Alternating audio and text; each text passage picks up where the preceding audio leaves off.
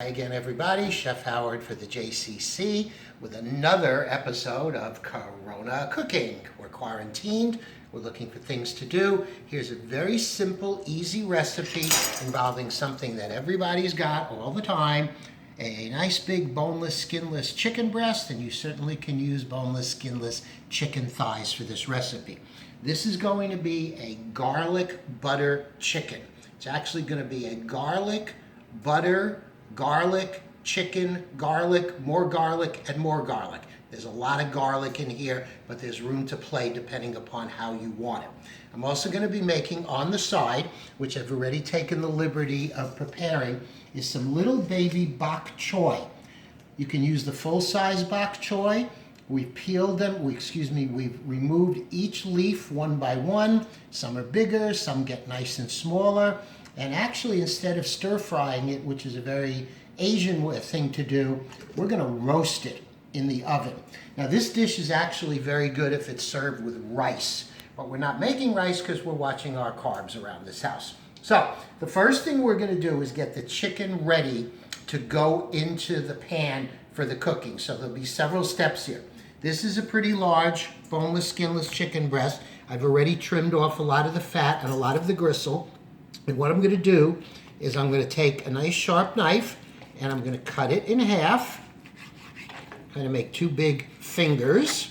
There we go. And I'm going to cut it in half again.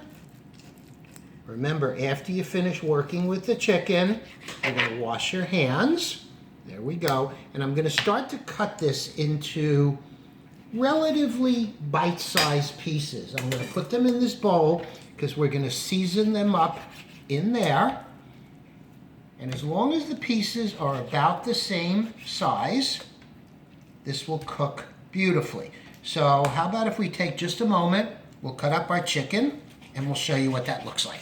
Need to go into. Okay, so the chicken's been cut up and we added salt and pepper for taste, and I also put in about a tablespoon or maybe closer to 2 tablespoons of cornstarch. Cornstarch will give it a nice little coating, won't make it crunchy, but will kind of seal all the juices into the chicken while it cooks, because it's going to cook very quickly over high heat on the stove in a pan. That's why the pieces are relatively small. So let's take this over to the stove.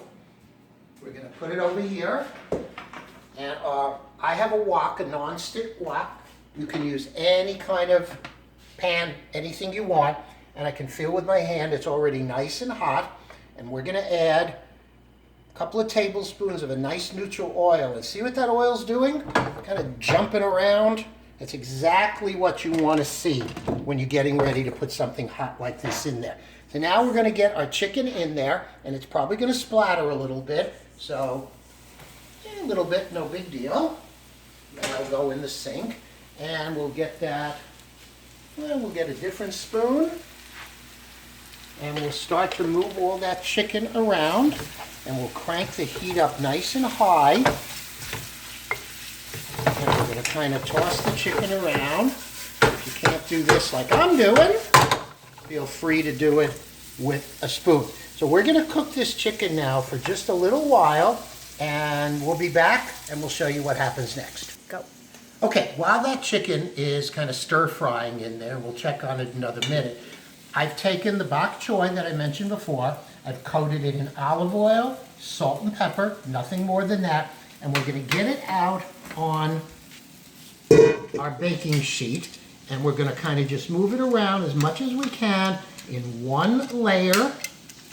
We've already got the oven preheated to 375, it could be 350, it could be 375, doesn't make much difference. We're going to get this on one layer, and what's going to happen, these will kind of roast. The green part, the leafy part, will almost char, and that's fine, because that adds an interesting flavor.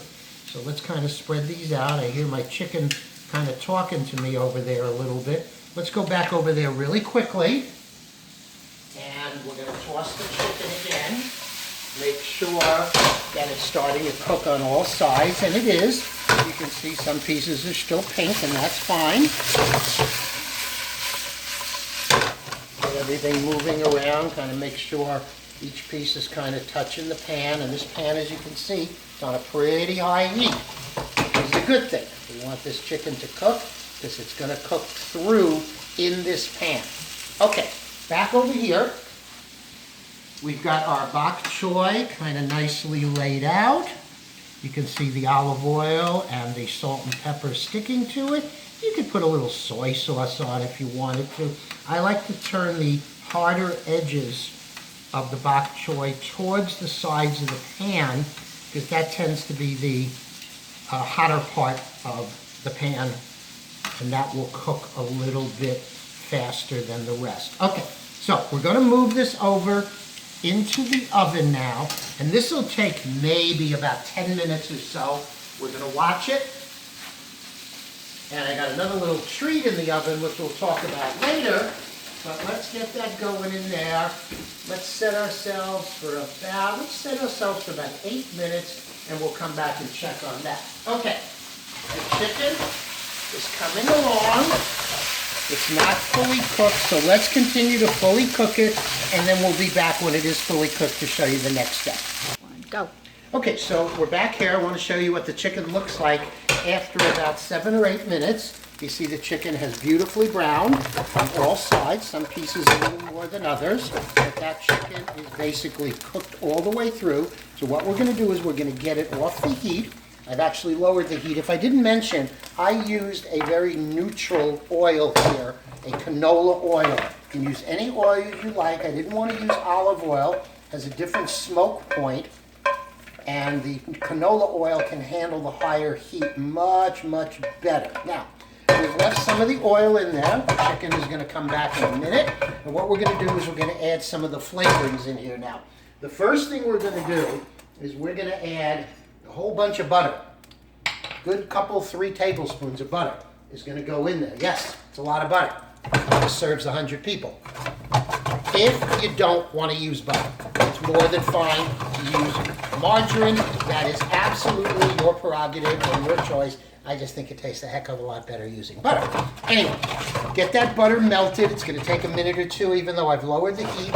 You can see the butter starting to melt. And what we're going to add in at this point is literally an entire head of garlic that I've chopped up into small but still pieces that you can tell. And that's going to go into the pan. Let's get it all out there. Garlic is good. It's good for you and it tastes really good. And at the same time, we're going to add some green onions or scallions, whatever you want to call it. Mostly the white part, some of the green part, because the darker green we're saving for towards the end. So let's crank this heat up a little bit again to get that butter melted, because we want to get those aromatics cooked in there. We're also going to add in, believe it or not, a little splash of vinegar. This one would be just a plain distilled white vinegar, because we're going to add something a little sweet at the end, and this kind of offsets it. They kind of offset each other. Now, optional, if you like some heat and you have a jalapeno pepper or some other kind of pepper, you can cut that up and put that in here now and let that saute with the garlic and the green onions. What I'm also going to add here, despite my wife's protestations, is going to be a little bit, not a lot, but a little bit of red pepper flake at this point, just to give that little bit of heat, because I'm not using a jalapeno. Okay. The camera person doesn't want to show the chef anymore. She only wants to show the food. Okay, so we've got that sauteing and really going nicely. It's starting to melt down. So let's give that a minute and we'll be back and check on that. Go. Okay, so now, as you can see, it's bubbling away really nicely. The garlic is starting to color. We don't want it to burn, so we'll make sure that heat is fairly well down. And now we're going to add in, remember we talked about the cornstarch. This is a teaspoon of cornstarch, which you can mix with a little bit, maybe a quarter of a cup of water or broth. I had white wine. I decided to mix it in there. And we're going to put a little bit in there. Not a lot, may not need to use it all. And we're going to see if that begins to tighten up. And you can see already, by tightening up, it's kind of thickening that sauce in there. Because basically we've made a buttery garlic and green onion sauce. Those little brown bits are a little caramelization. They're also the little bit of the red pepper flake. I'm going to add just a tiny splash more. I think that should be more than enough. I'm going to wipe my hands because I made a messy. Swirl that around. Look how that tightens up there. That's doing really nicely. That garlic is not raw anymore. It's cooked through really nicely. Let's give that another 20 seconds or so to keep tightening up. That looks pretty good. What we're going to do now is we're going to add that chicken from before right back into the pan. We're going to toss that around. Again, if you can't do this, don't do it. Don't make a mess. This dish is almost done at this point. What we're going to add in, it continues to bubble and thicken down there. Let's raise the heat a little bit. Is we're going to add in a little bit of some sort of a green herb to give it a little herbaceousness. I had cilantro. Some people hate cilantro. Don't use it. Use parsley. Use something that you like to give it a little green herbaceousness kind of flavor. Is that a word? Herbaceousness? Okay, so that's going in. And I'm also going to put in the dark green ends of some scallions. I probably used 4. They were really small scallions, really skinny. I used maybe 4 or 5 in total. So that's going to go in there. Let's get it all. You can see this really is a meal just for 2 people. We'll toss that around.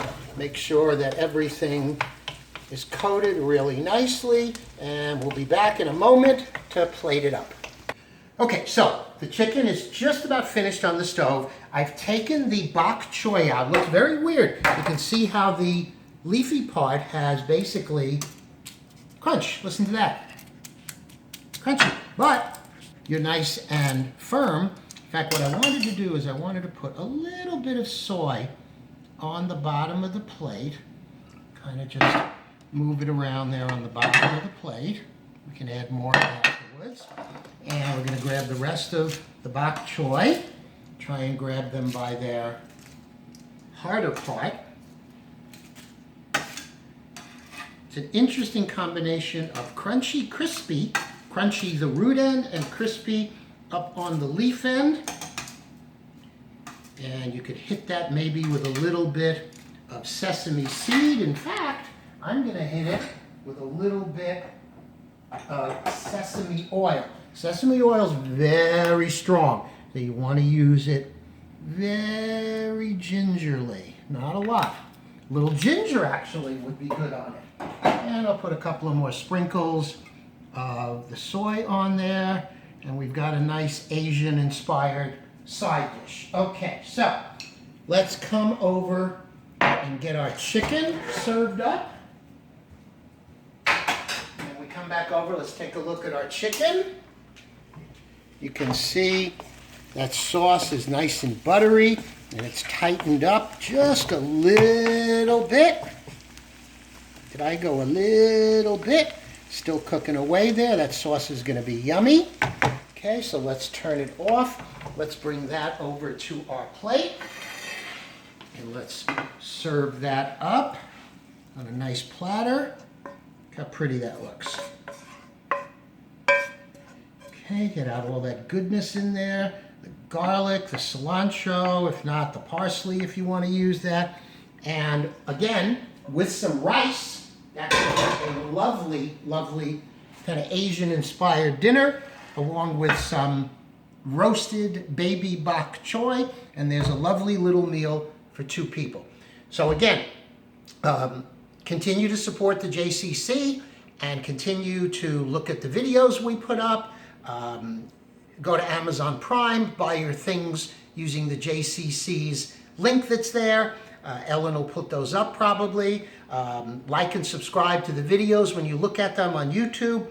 But again, this is our 3rd episode. I think we've made a lovely little dinner here for 2 people. And we're going to leave you now because Ellen and I are going to eat. And we'll see you next time. Go. Okay, surprise, we're back.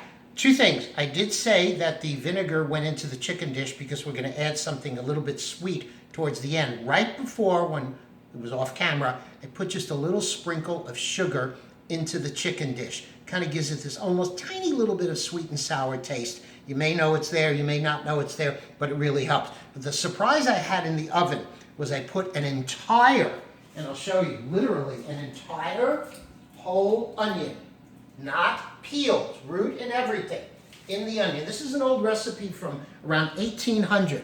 Nothing goes on there. Right on a baking sheet, 350, 375. Takes at least 45 minutes. This is a very large onion. Took us an hour.